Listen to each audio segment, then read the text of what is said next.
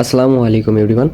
আজকে আমরা নতুন এক ধরনের ভিডিও নিয়ে আসছি, যেখানে আমরা আজকে এইচএসসি 25 যেটা আছে তাদের জন্য কিভাবে বাংলা ইংলিশে মোটামুটি একটা মার্ক আনা যায় বা গ্রেড আনা যায় সেটা নিয়ে কথা বলবো। এর আগে আমরা বিভিন্ন সলভের ভিডিও দিছি, বাট একদমই আজকের ভিডিওটা এইচএসসি যদি কারো সামনে এসে থাকে, ধরো 1 উইকের মতো বাকি আছে, এরকম যদি কেউ হয়ে থাকো তাদের জন্য। তো মেনলি আমি বানাচ্ছি এইচএসসি 25-এর জন্য, এরপরেও কারো কাজে লাগতে পারে। তো এখন আমি ভিডিওটা শ্যুট করতেছি হচ্ছে 19 তারিখে। তো এইচএসসির রুটিন অনুযায়ী 26 তারিখে হচ্ছে ফার্স্ট পরীক্ষাটা, অর্থাৎ বাংলা ইংলিশ। তো আমরা আসলে গ্রুপ সাবজেক্টগুলোতে সবাই মানে মোটামুটি ভালো একটা প্রিপারেশন নেই, বাট বাংলা কিংবা ইংলিশের ক্ষেত্রে আমরা খুব একটা প্রিপারেশন নেই না। হয়তো বা কলেজ এক্সামের আগের একটা সপ্তাহ দেখি, ওইভাবে পড়া হয় না। বাট এইচএসসির আগে তো আমাদের ওইভাবে করলে হবে না। এইচএসসির এখন খুবই কাছাকাছি একটা সময়, তো লাস্টে কীভাবে একটু রিভিউ করলে অ্যাটলিস্ট আমরা একটা ভালো একটা গ্রেড আনতে পারি সেটা আমরা দেখব। তো আগেই বলে রাখি, এখানে আমি রুটিন অনুযায়ী আমাদের দেখা যাচ্ছে যে বাংলার আগে 3 থেকে 4 দিন তোমরা বন্ধ পাবা, যেহেতু আগে একটা গ্যাপ আছে।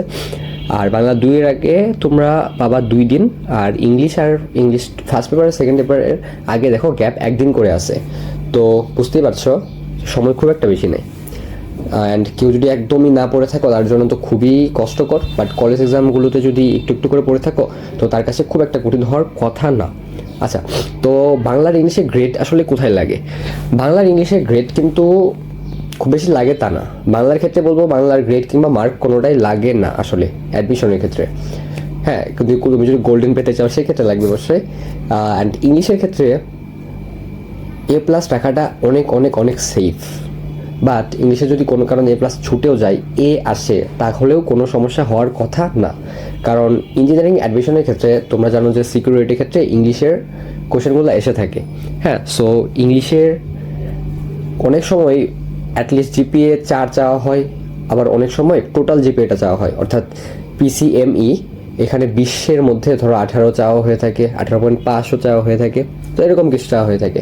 তো নর্মালি চিন্তা করলে 4 মানে জিপিএ 4 অর্থাৎ এ যদি পেয়ে থাকো ইংলিশে তাহলে কোনো সমস্যা হবে না ইনশাল্লাহ। বাট এ নিচে গেলে কোনো জটিলতা তৈরি হতে পারে, আমি বলবো না হবেই, বাট হতে পারে। তাই অ্যাটলিস্ট এ রাখা সেফ। অ্যান্ড A+ তো সবাই পেতে চায়, তো টার্গেটটা অবশ্যই A+ থাকবে, বাট খেয়াল রাখবে যেন এর নিচে না যায়। এই ধরনের একটা পরীক্ষা দেওয়ার ট্রাই করবা। সো চলো আমরা কথা বলি এখন। সো এখন কথা বলবো ফার্স্টে বাংলা ফার্স্ট পেপার। তো বাংলা ফার্স্ট পেপারে আসলে খুব বেশি কথা বলার কিছু নাই। এখানে গদ্যার পদ্য আছে, অ্যান্ড সিকিউ লিখতে হবে তোমাদের, অনেক 7টা সিকিউ লিখতে হবে। তো 7টা সিকিউ লেখার ক্ষেত্রে আমি দেখো বলছি যে তোমাদের ক এবং খ নাম্বার খুব ইম্পর্টেন্ট। তো ক আর খ নাম্বার ইম্পর্টেন্ট কেন? কারণ ক আর খ নাম্বারে তোমার ওই কোশ্চেনের উপর স্যারের আসলে কী ধরনের ধারণা সেটা নির্ভর করতেছে। ক এবং খ নাম্বারে তোমরা সবসময় ট্রাই করবা একটা সলিড অ্যান্সার লেখার, ঠিক আছে? একদম সলিড অ্যান্সার, কোনো মানে হুবুজুবি কিছু লেখা না। তাহলে কী হবে, তোমার স্যারের একটা ইমপ্রেশন তৈরি হবে যে এই অ্যান্সারটাও ভালো মতো পারে। অ্যান্ড আমি এর আগের ভিডিওতেও বলছিলাম ঘতে কোনো হাবিজাবি কিছু লিখো না, বানিয়ে কিছু লিখো না, আউট অফ কন্টেক্সট কিছু লিখো না। হ্যাঁ ঠিক আছে, কিছু বানাবা, উদ্দীপক থেকে আনবা, একটু সাজিয়ে গুছিয়ে লেখার ট্রাই করো। অ্যান্ড তোমরা কলেজ এক্সাম আশা করে দিছো, তাও বাসায় একটু মানে 1-2টা সৃজনশীল লেখার প্র্যাকটিস করলে খুব ভালো হয়। কারণ 7টা সৃজনশীল হঠাৎ করে লেখা টাফ, সত্যি টাফ। তো এই হলো সিকিউ নিয়ে কথাবার্তা। এরপরে MCQ নিয়ে যদি কথাবার্তা বলি, দেখো আমি ফার্স্টে আগে বলছি কি তোমাদের previous year question is important. Okay, এগুলো প্র্যাকটিস করতে হবেই। বাংলা আসলে কোশ্চেন মিল পড়বে না, এটা খুবই স্বাভাবিক। একদম হুবহু কোশ্চেন পাওয়া যায় না। অ্যান্ড বাংলাতে কিছু কোশ্চেন আছে না যে কি বোঝানো হয়েছে, এটা দ্বারা কি মনোভাব প্রকাশ পায়, ওই ধরনের কোশ্চেন খুবই কষ্ট, ঠিক আছে? তো ওগুলো আসলে 2 থেকে 3টার মতো থাকে। তো ওগুলা মানে একটু মাথা খাটালে আসলে পারাও যায়, আবার বেশিরভাগ ক্ষেত্রে ভুল হয়।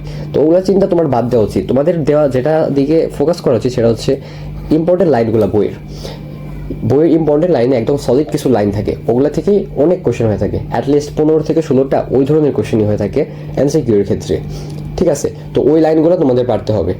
এরপরে পাঠ পরিচিতি, অর্থাৎ ওই অধ্যায়ের যে পাঠ পরিচিতি, ওইটা যে পদ্যের ক্ষেত্রে তোমার কোন কোন গ্রন্থ থেকে লেখা হয়েছে বা কোথা থেকে আসছে, কোন কবি লিখছে, এগুলা কিন্তু খুব ইম্পর্টেন্ট। এগুলো থেকে মানে এমসিকিউ একদম হুবহু তুলে দেয়। এরপরে লেখক পরিচিতি। লেখক পরিচিতি একটা ইম্পর্টেন্ট, বাট আমি একটা কথা বলতে চাই, সেটা হচ্ছে লেখক পরিচিতি কিন্তু সবগুলো মনে রাখা কঠিন। তো লেখক পরিচিতির ক্ষেত্রে তোমরা প্রিভিয়াস ইয়ার কোশ্চেন ব্যাংক যদি দেখো, তাহলে দেখবা কিন্তু লেখক পরিচিতি সব লাগতেছে না, একদম যে লেখক কী কী লিখছে সব কিছু লিখছে ওগুলা এত কিছু লাগতেছে না। তো আপাতত লেখক পরিচিতি একটু রিডিং দিয়ে রাখতে পারো, অ্যান্ড যেটা মনে রাখবা যে কোন লেখকটা কোন গল্প লিখছে অ্যান্ড তার মানে খুব উল্লেখযোগ্য কী। যেমন রবীন্দ্রনাথের ক্ষেত্রে গীতাঞ্জলি, হ্যাঁ গীতাঞ্জলি লিখছে, এটার জন্য পুরস্কার পাইছে। তো এগুলা একটু মনে রাখা ট্রাই করবা, মানে খুব ইম্পর্টেন্ট যেগুলা, ঠিক আছে? তো এগুলো একটু খেয়াল রাখা ট্রাই করবা। এরপরে শব্দার্থর ক্ষেত্রে অনেক অনেক অনেক ফোকাস দিতে হবে, ঠিক আছে? শব্দার্থ মানে এটা দ্বারা এই অর্থ দ্বারা কী প্রকাশ পাইছে, এগুলো কিন্তু খুবই ইম্পর্টেন্ট। তো এমসিকিউর ক্ষেত্রে তোমার মেইন বই থেকে এগুলা পড়ার পরে শুধুমাত্র প্রিভিয়াস ইয়ার কোশ্চেনগুলো সলভ করলে আমার মনে হয় মোটামুটি প্রিপারেশন হয়ে যাবে। তো লাস্ট মুহূর্তে আসলে এর থেকে বেশি তোমার করারও কথা না। অ্যান্ড অনেক ক্ষেত্রে দেখা যায় যে অনেক বড় বড় কিছু কবিতা আছে, গল্প আছে, কঠিন হয়ে যায়। যেমন বিদ্রোহী, আমার ক্ষেত্রে আমি বিদ্রোহী স্কিপ করে গেছিলাম, কারণ আমার এটুকের জন্য আমার অনেক বেশি কষ্ট করা লাগতো, আমি খুব একটা পড়ছিলাম না। লাস্ট মুহূর্তে এসে এখন আমার বিদ্রোহী পড়ার তো সময় নাই, ঠিক আছে? আবার আরেকটা আছে কি যেন সোনার তৈরি হয়তো বা, ওটা কিন্তু ছোটো, ওটা কিন্তু খুব গুছিয়ে লেখা যায়। তো আমি বিদ্রোহী স্কিপ করে ওই সোনার তৈরিটা লিখছিলাম, সোনার তৈরিটা মানে ভালো করে পড়ে গেছিলাম। তো কিছু কিছু আসলে দুই একটা স্কিপ করা যায়, ঠিক আছে? খুব একটা হয় না, সমস্যা হয় না। তো আশা করি ওটা তোমার নিজের স্ট্র্যাটেজির মধ্যে পড়বে, আশা করি বুঝতে পারছি। আচ্ছা, এরপরে আমরা কথা বলবো হচ্ছে বাংলা সেকেন্ড পেপার নিয়ে। ওকে, বাংলার ক্ষেত্রে বাংলা সেকেন্ড পেপারে কিন্তু মার্ক তোলা অনেক বেশি ইজি বাংলা ফার্স্ট পেপারের তুলনায়, ঠিক আছে? তো এসএসসির ক্ষেত্রে বাংলা সেকেন্ড পেপার অনেক কঠিন ছিল, বাট এখানে কিন্তু বাংলা সেকেন্ড পেপার তুলনামূলক সহজ। তো বাংলা সেকেন্ড পেপারের ক্ষেত্রে আসলে কোনগুলো অ্যান্সার করা লাগবে সেটা আমি এখন একটু দেখিয়ে দিব, যাতে তোমরা বেটার মার্কস পাও আর কি, ঠিক আছে? বাংলা সেকেন্ড পেপারের ক্ষেত্রে দেখো, প্রথমেই তোমাদের থাকবে হচ্ছে উচ্চারণ আর উচ্চারণের নিয়ম সম্পর্কে। তো এখান থেকে তোমরা বেটার হয় যে উচ্চারণের নিয়ম যেটা আছে ওইটা আনসার করলে, হ্যাঁ। বাট অনেকের ক্ষেত্রে উচ্চারণটা পারা থাকে, যদি উচ্চারণ কমন পড়ে তাহলে মাস্ট বি উচ্চারণ অ্যান্সার করা উচিত, তাহলে টাইম অনেক সেভ হয়। বাট উচ্চারণের নিয়মগুলো মাথায় রাখলে মানে বোর্ডে আগে যেগুলো আসছে ওগুলো থেকে পড়লেই কমন পড়ে যায়, ঠিক আছে? তো এটা আশা করি বুঝতে পারছো যে উচ্চারণ আর উচ্চারণ নিয়মের মধ্যে এটা আসলে তোমার উপর নির্ভর করবে। বাট উচ্চারণ যদি একটু কঠিন এসে পড়ে তাহলে সামান্য একটু ভুলের কারণে কিন্তু তোমার মার্ক চলে যেতে পারে। তো সেফ হচ্ছে উচ্চারণ নিয়ম দেওয়া। বাট যদি উচ্চারণ কমন পড়ে, মানে কিছু পড়া থেকে যদি কমন পড়ে, তাহলে অবশ্যই উচ্চারণ দেওয়া উচিত। ওকে, এরপরে বানান আর বানানের নিয়ম। এখানে আসলে বানানের নিয়ম দেওয়া যায়, বাট বানান আসলে সোজা, তাই বানানটাই অ্যান্সার করা উচিত। এরপরে শব্দ শ্রেণীর বিভাগ অর্থাৎ বিশেষণ এগুলো নিয়ে লেখা লাগে, অথবা শব্দ শ্রেণীর নির্দেশকরণ। সো শব্দ শ্রেণীর নির্দেশকরণ এটা আসলে ছোটোবেলা থেকেই তোমরা পড়ো, তো এটা আসলে অ্যান্সার করা খুব বেশি ইজি হয়ে যায়। এরপরে উপসর্গ আর সমাসের মধ্যে আমি প্রিফার করবো উপসর্গ অ্যান্সার করতে, বাট কারো ক্ষেত্রে যদি সমাস পড়া থাকে তাহলে অবশ্যই সমাস অ্যান্সার করা উচিত। বাট আমার ক্ষেত্রে আমি সমাস পারতাম না, তাই আমি উপসর্গ অ্যান্সার করতাম, অ্যান্ড উপসর্গের ক্ষেত্রে 2-3টা কোয়েশ্চেন পড়লেই হয়ে যেত। ওকে, এরপরে তোমরা এখান থেকে তোমরা বাক্যান্তর অ্যান্সার করা ট্রাই করবা, কারণ বাক্যান্তর সোজা হয়ে থাকে। অপপ্রয়োগ, শুদ্ধ প্রয়োগ, এখানে আসলে কোনো কিছু অপশন থাকে না, এটা অ্যান্সার করতেই হয়। অ্যান্ড পারিভাষিক আর অনুবাদের মধ্যে খুব বেশি ভালো হয় পারিভাষিক অ্যান্সার করলে। পারিভাষিক অ্যান্সার করলে একদম 10-এ 10 পাওয়া যায়, অনুবাদের ক্ষেত্রে কিন্তু 10-এ 10 পাওয়া যাবে না। দিনলিপি আর প্রতিবেদনের ক্ষেত্রে আমি বলবো যে প্রতিবেদন অ্যান্সার করতে এটা সেফ, বাট অনেকেই দিনলিপি দিয়ে থাকো, এটাও খুব বেশি মানে নাম্বার কর্তন করার মতো না। বৈদ্যুতিক চিঠি এবং আবেদনের মধ্যে আবেদন দেওয়াটাই বেশি ভালো, কারণ বৈদ্যুতিক চিঠি আসলে একটা নতুন টার্ম, বাট আবেদন দিলে আর কি ভালো হয়। অ্যান্ড আবেদনটা সবসময় 1 পেজে লেখা ট্রাই করবা, 2 পেজ যদি যায় তাহলে খেয়াল রাখবা যেন বাম পাশ থেকে ডান পাশে আসতেছে ওরকমভাবে হয়। ভাব সম্প্রসারণ এবং সারাংশ সারমর্ম। ওকে, এখানে হচ্ছে মেন কথাটা, সারাংশ সারমর্ম একটা ছোট আর ভাব সম্প্রসারণ একটা বড় বিষয়। সারাংশ আর সারমর্ম অনেকে অ্যান্সার করতে চাও কারণ সময় কম লাগে, বাট একটা কথা মনে রাখবা, সারাংশ এবং সারমর্ম যদি কমন না পড়ে তাহলে কিন্তু খবর হয়ে যাবে। তুমি যদি বানিয়ে লিখো অ্যান্ড স্যার যদি ওইটা পছন্দ না করে তোমার 10-এ একদম 2-3 দিয়ে দিবে, ওই অনুযায়ী তোমার ভাব সম্প্রসারণ কিন্তু লিখে 6-7 পাওয়া সম্ভব। তো আমি যেটা বলতে চাচ্ছি সেটা হচ্ছে সারাংশ সারমর্ম যদি একদম কমন পড়ে, হুবহু তুমি যদি 3-4টা লাইন বা 4টা লাইন এরকমই লিখতে হয়, তো ওই 3-4টা লাইন যদি তুমি একদম সলিডলি লিখতে পারো তাহলে সারাংশ সারমর্ম অ্যান্সার করো, আদারওয়াইজ ভাব সম্প্রসারণ অ্যান্সার করো, ঠিক আছে? ওইটা বেটার হবে। তো আমার ক্ষেত্রে আমি আসলে সারাংশ সারমর্ম অ্যান্সার করছিলাম কারণ আমারটা কমন পড়ছিল, আর নইলে আমি আসলে ভাব সম্প্রসারণ যেটা আছে ওটাই অ্যান্সার করতাম। আশা করি বুঝতে পারছো। অ্যান্ড সংলাপ এবং ক্ষুদ্র রচনার ক্ষেত্রে সংলাপ লেখার ক্ষেত্রে আমি প্রিফার করব, কারণ এখানে আর কি যে 3 পেজে একটু লিখলে, বড় করে লিখলে নাম্বার খুব একটা কাটে না। হ্যাঁ অবশ্যই কাটবে, বাট খুব একটা কাটবে না। তো এটা আসলে ব্যাকরণের এই পার্টটা থেকে আমরা কথা বললাম। এরপরে আমরা মেন যে সবথেকে বেশি মার্ক সেটা রচনার ক্ষেত্রে। তো রচনার ক্ষেত্রে আমি বলবো যে সবসময় পয়েন্ট বেশি করার ট্রাই করবা, ঠিক আছে? তুমি আসলে কত বড় লিখতেছো তার থেকে বেশি ম্যাটার করতেছে পয়েন্ট কত বেশি। হ্যাঁ, তো আমি বলবো যে 15+ একটা পয়েন্ট রাখার ট্রাই করো। এখন কত পেজ লিখবা? আমি দেখো লিখছি যে 15 থেকে 20 পেজ লিখতে, তো এটা আমি লিখতাম এর জন্য বলছি। বাট 15 থেকে 20 পেজই লিখতে হবে এমন কোনো কথা না, 10 থেকে 12 পেজেও অনেক অনেক সুন্দর রচনা হয়ে থাকে। বাট খেয়াল রাখবা যেন পয়েন্টটা বেশি হয়। অ্যাট লাস্টে আমি বলছি যে উক্তি কিংবা কবিতা যেগুলো আছে ওগুলো ইউজ করা। ওকে, তো 2-3টা প্যারার মধ্যে এরকম ইংলিশ কিছু উক্তি কিংবা বাংলা কিছু কবিতা ঢুকিয়ে দিলে দেখবা যে পেজেও বাড়বে, আবার ওগুলো অনেক সুন্দর হয়ে থাকে, ঠিক আছে?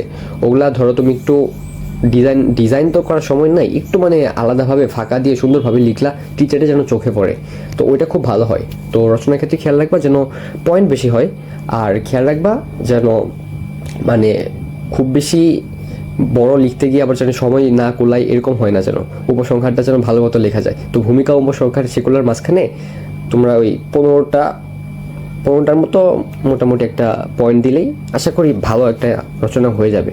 অ্যাটলিস্ট 15-16 তো পাওয়া যাবে আশা করি, 20-এর মধ্যে হয়তো বা হয়ে থাকে আমি যদি ভুল না করি। তো আশা করি বাংলা সেকেন্ড পেপার নিয়ে কী কী লিখতে হবে, কীভাবে লিখতে হবে তোমরা বুঝতে পারছো। ওকে, এখন লাস্ট মিনিট যে প্রিপারেশন সেটা সম্পর্কে যদি বলি, বাংলার ক্ষেত্রে এই যে সময় আছে ওইটার ক্ষেত্রে তোমাদের কাজ হবে যে সেকেন্ড পেপারের ক্ষেত্রে, ফার্স্ট পেপারের ক্ষেত্রে তো আমি বলছি যে কী কী যে এগুলো প্রিপারেশন নিতে হবে। অ্যান্ড সেকেন্ড পেপারের ক্ষেত্রে খুব বেশি ভালো হয় জাস্ট বোর্ড কোশ্চেনগুলো দেখে। হ্যাঁ, জাস্ট বোর্ড কোশ্চেনগুলো 1-2 দিন রাখতে পারো এর মধ্যে, বা একদিন রাখার ট্রাই করো। বাংলা সেকেন্ড পেপার আগে দেখলাম 2 দিন বন্ধ আছে, 2 দিন ইজ মোর দ্যান এনাফ, ঠিক আছে? 2 দিনের মধ্যে তোমরা ওই বোর্ডেরগুলো জাস্ট, বোর্ডের বাইরে কিচ্ছু করতে হবে না, ট্রাস্ট মি, বোর্ডের থেকেই আসবে ইনশাল্লাহ। তো আশা করি বুঝতে পারছো। এরপরে ইংলিশ, হ্যাঁ ইংলিশের ক্ষেত্রে আচ্ছা নিচের দিকে আমি দেখতে চাই যে লাস্ট মোমেন্টে আসলে কী করা উচিত। তো আমি প্রথমে সবসময় বলি, আমি আগের ভিডিওতে বলছিলাম যে রাইটিং পার্টের দিকে তোমাদের নজর দেওয়া উচিত, কারণ এখানে একটা ভিউজ মার্ক দেখো। বাংলা ইংলিশ ফার্স্ট পেপারের ক্ষেত্রে রাইটিং পার্টে এই যে 30-40 মার্ক আসতেছে এখান থেকে, দেখতে পাচ্ছ 40 মার্ক আসতেছে এখান থেকে। তো এই 40 মার্কের মধ্যে যদি তুমি একটা ভালো মার্ক এনশিওর করতে পারো, হয়তো বা 32 থেকে 35 এরকম যদি অ্যান্সার করতে পারো তাহলে কিন্তু খুব ভালো হয়ে থাকে। অ্যান্ড এই পার্টটা অ্যান্সার করা সোজা কিন্তু। এরপরে পার্ট 1-এর ক্ষেত্রে আমি বলবো যে লাস্ট মুহূর্তে যদি তুমি বাংলা পরীক্ষার আগেও যদি একটু দেখতে চাও একদিন, তাহলে জাস্ট বোর্ড কোশ্চেনটাই দেখো। বোর্ড কোশ্চেনের বাইরে দেখার দরকার নেই, কারণ বোর্ড কোশ্চেনের বাইরে কমন পাওয়ার চান্স অনেক কম। বোর্ড কোশ্চেন থেকে প্র্যাকটিস করার জন্য, বোর্ড কোশ্চেন থেকে যে মানে হুবহু আসবে কমন পড়বে এরকম কিছুই না, বোর্ড কোশ্চেনগুলো প্র্যাকটিস করার জন্য অ্যান্ড টাইপগুলো বোঝার জন্য, ঠিক আছে? তো বোর্ড কোশ্চেনের বাইরে আসলে প্র্যাকটিস করা উচিত না, যদি মানে এই টাইমে অবশ্যই উচিত।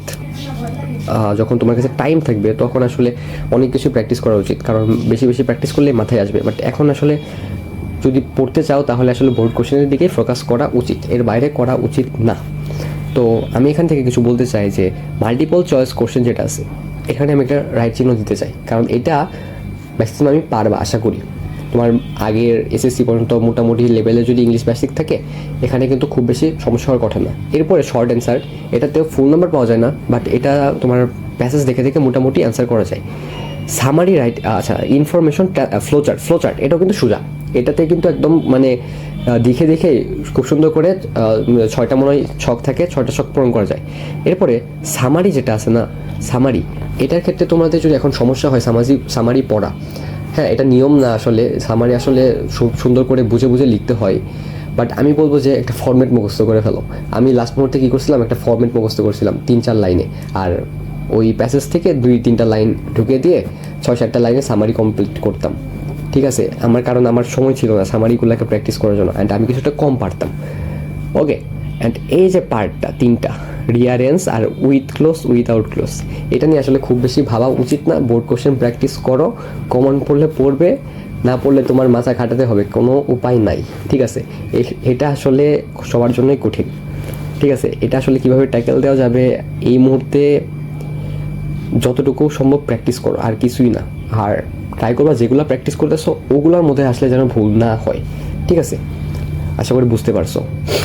এরপরে ইংলিশ সেকেন্ড পেপারের ক্ষেত্রে তোমরা কি করতে পারো, দেখো ইংলিশ সেকেন্ড পেপারের ক্ষেত্রে গ্রামার পার্টের মধ্যে লাস্ট 3 থেকে 4 ইয়ারের টেস্ট পেপার থেকে সলভ করা বেটার।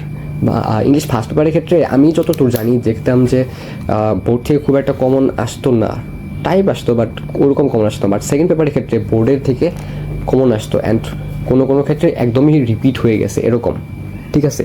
তো সেক্ষেত্রে আমি বলবো যে প্রথমে প্রিপোজিশন আছে, এটা অনেকেই পারো, অনেকের দুর্বলতা আছে, তো এখানে আসলে প্র্যাকটিস করলে আসলে হয়ে যাওয়া উচিত প্রিপোজিশনের ক্ষেত্রে।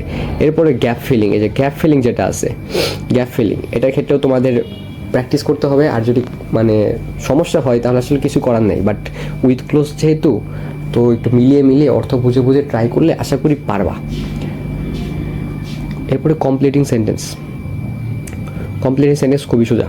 আমি বলতে চাই কমপ্লিটিং সেন্টেন্সে তোমরা ক্লাস 10 থেকে পড়ে আসতেছো, কমপ্লিটিং সেন্টেন্সে খুব একটা সমস্যা হওয়ার কথা না, আশা করি এটা তোমরা খুব সহজে পার করতে পারবা। কমপ্লিটিং সেন্টেন্স 20 থেকে 25টা বোর্ডেরগুলো প্র্যাকটিস করলে ওগুলাই আসে, একদম ওগুলাই আসে। রাইট ফর্ম অফ ভার্বস আছে, এরপরে ন্যারেটিভ স্টাইল অর্থাৎ ন্যারেশন আছে। ন্যারেশন তোমরা এসএসসি থেকেই পড়ে আসতেছো, বাট তাও যদি সমস্যা থাকে 2-3টা প্র্যাকটিস করলে, মানে নিয়ম বুঝে একটু প্র্যাকটিস করলে আশা করি হয়ে যাবে। অ্যান্ড লাস্টে যে মডিফায়ার, কানেক্টর আর সিনোনিম, অ্যান্টোনিম, পাংচুয়েশনও কিন্তু সোজা। এই যে এই তিনটা নিয়ে একটু ঝামেলা থাকে, ঠিক আছে। কানেক্টরের ক্ষেত্রে আমি বলবো আমি কানেক্টর পারতাম না, আমি একদমই কানেক্টর মানে আন্দাজে লিখতাম, আমি বুঝতাম না কিছুই কানেক্টর, ফার্স্টলি সেকেন্ডলি থার্ডলি ওগুলো লিখে আসতাম। তো কানেক্টরের ক্ষেত্রে আসলে খুব কঠিন, অনেকেই পারো, বাট সিনোনিম অ্যান্টোনিম তুমি কি করবা, সিনোনিম অ্যান্টোনিমের ক্ষেত্রে তোমরা যে লাস্টে যে মেন বই না, আমি বলতে চাই যে টেস্ট পেপার যে আছে না, টেস্ট পেপারে সিনোনিম অ্যান্টোনিমের ক্ষেত্রে প্র্যাকটিস করার ক্ষেত্রে কী করবা, ধরো তুমি 10টা সিনোনিম অ্যান্টোনিম প্র্যাকটিস করছো, হ্যাঁ, তাহলে কি তুমি 10টার জন্য 10টা থেকে কি 100টা ওয়ার্ড শিখবা। তুমি ট্রাই করবা কি 100টা ওয়ার্ডের অর্থ বোঝা আর 100টা ওয়ার্ডের বিপরীত কি সেটা বোঝা, মানে তোমার সিনোনিম অ্যান্টোনিম হুবহু তো আসবে না। তুমি ট্রাই করবা কি যে ধরো যে গুড অর্থ ভালো জানো, হ্যাঁ, তো গুডের তুমি ব্যাড মানে তোমার অপোজিট ফর্মটা জেনে রাখবা যে ব্যাড, মানে এইভাবে। তো 100টার জন্য তুমি 100টা সিমিলার জেনে রাখবা, 100টা তুমি অপোজিট জেনে রাখবা, তাহলে দেখো 200টা ওয়ার্ড পড়া হয়ে গেছে। তো এটা তোমার খুব সুবিধা দিবে আর কি, তোমার আর কি মাথায় থাকবে যে এই ওয়ার্ডটার মানে এইটা, এই ওয়ার্ডটার অপোজিট হচ্ছে এটা, হয়। তো এরপরে মডিফায়ারের ক্ষেত্রে আসলে নিয়ম পড়লে পারা যায়, আমি জানি না কার মডিফায়ার কীভাবে পড়া আছে, আগে থেকে পড়া থাকলে তো খুবই ভালো, বাট এই মুহূর্তে আসলে মডিফায়ার নিয়ে খুব বেশি লাফালাফি করা উচিত না, কয়েকটা প্র্যাকটিস করে মোটামুটি একটু মানে হাতের নাগালে আনা উচিত। তো ইংলিশের ক্ষেত্রে পার্ট 1 যেটা আছে না, এটা মানে যে এই পার্টটা যেটা, এটা কিন্তু মোটামুটি প্র্যাকটিস করলেই পারা যেতে পারে, ঠিক আছে। ইংলিশ সেকেন্ড পেপারের ক্ষেত্রে এই অংশটা মোটামুটি সোজা, ফার্স্ট পেপারের থেকে এই অংশটা মোটামুটি সোজা, একদমই যেটা পারতেছো না ওটা নিয়ে খুব বেশি মাথা ঘামানির এখন সময় না। পরীক্ষার মাঝখানে একদিন সময় আছে, ওই একদিনে তোমরা একটু ট্রাই করবা নিজের কীভাবে লিখবা, নিজের স্ট্র্যাটেজি সেটা গুছানি, ঠিক আছে।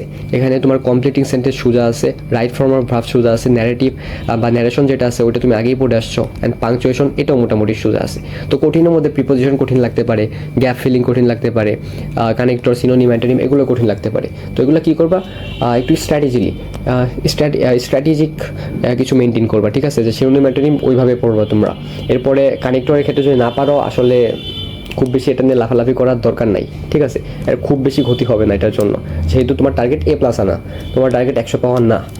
এরপরে প্রিপোজিশনে আসলে তোমরা কীরকম পারো জানি না, বাট প্রিপোজিশনের ক্ষেত্রে রুলস আছে, অনেক রুলস, বাট রুলস পড়ে তো আসলে কাজ নাই। তো 5-6টা প্র্যাকটিস করে যেতে পারো, হ্যাঁ, তাহলে আর কি মোটামুটি একটা মিলতে পারে, ঠিক আছে। সব তো আর হবে না, কাছাকাছি তো যেতে পারে, ঠিক আছে।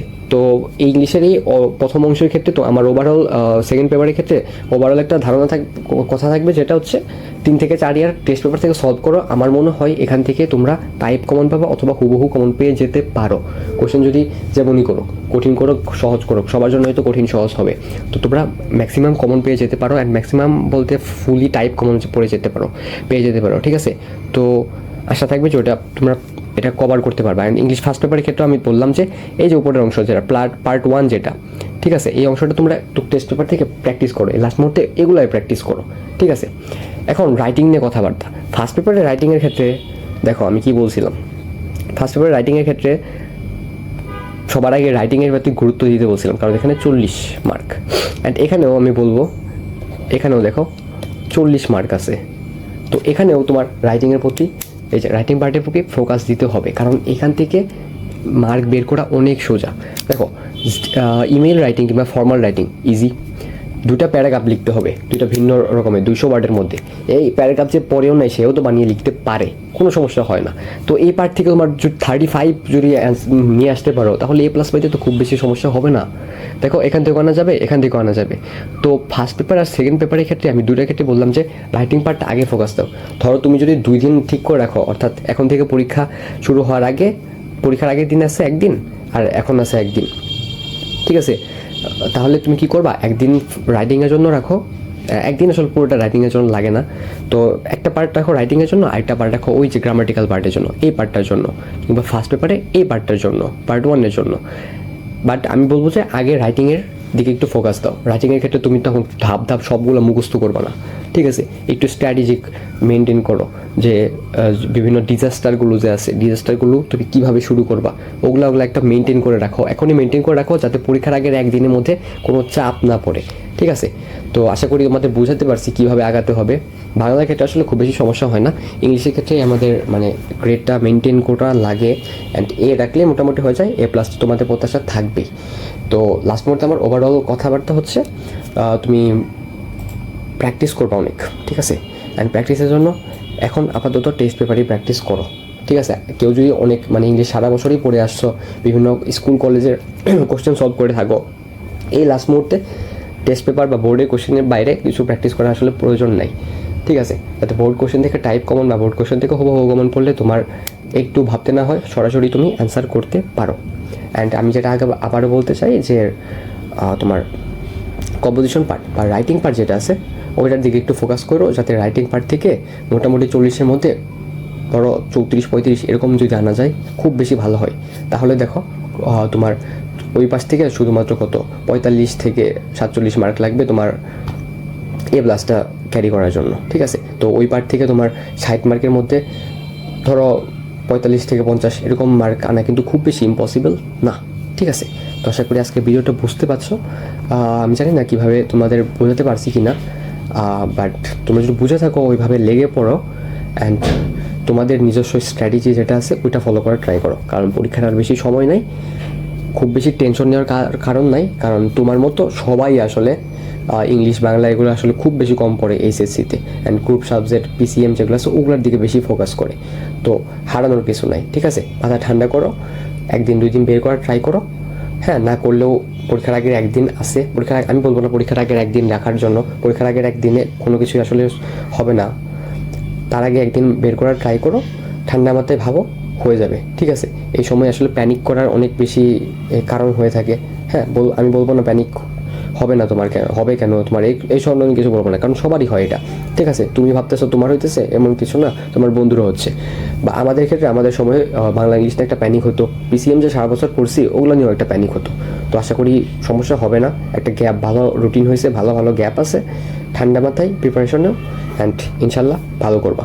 বোর্ড এক্সামে এত ভয় পাওয়ার কিচ্ছু নাই, এক্সাম কোশ্চেন কঠিন হোক সহজ হোক, ইনশাল্লাহ সবাই ট্যাকেল দিতে পারবা। আসসালামু আলাইকুম এভরিওয়ান, আশা করি তোমরা আজকের ভিডিওটা বুঝতে পারছো।